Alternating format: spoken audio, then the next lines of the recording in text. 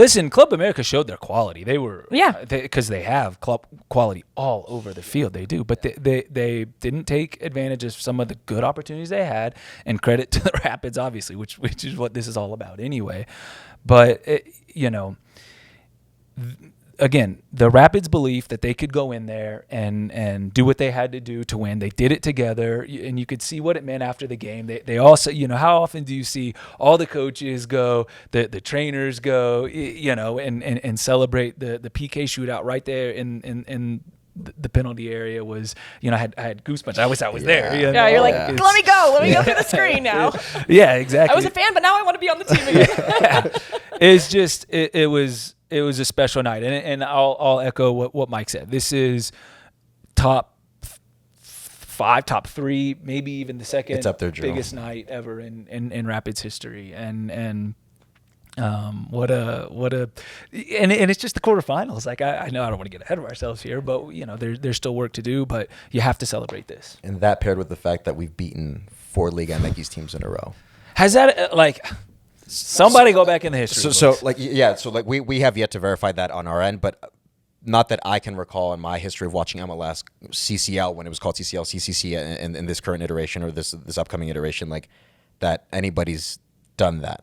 Even with Seattle when their 2022 run was with CCL when they won CCL against Pumas in the final, I don't know if they've even done that. Which again, I think what this Rapids team is doing, be it on an individual club basis or on a league-wide or regional basis in CONCACAF, is unprecedented. And it's been in like 16-day time span.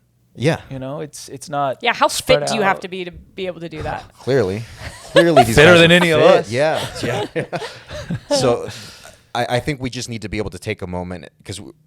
To appreciate what's going on here at the club and what Chris Armas and the players are doing, because we know very well that we can be on the opposite end of this 2023. That year was obviously not our year, and things just kind of never went our way in one way or another. And then something like this comes around where you're making a deep run into Leagues Cup, and everybody thinks like you should have been knocked out 2-3 rounds ago. And here we are. The hardest part about it in playing 4 teams that play in a different league and beating them all back to back to back is you don't really know how they play. You watch film, but you are constantly adapting within the game because you don't know how XYZ is as a player and what their tendencies are. You might have an idea, but it's not like LAFC where you've played them multiple times a year and you understand that this player likes to do this and this player likes to do that, and I have a good matchup against this player. This is all new. And that's one of the reasons why I am so impressed with this, is that it is not just the prep to, okay, we're going to be ready for this game. It is the tweaks within the game that you have to make when you're playing a team that you do not know. And it has been spot on from the Rapids.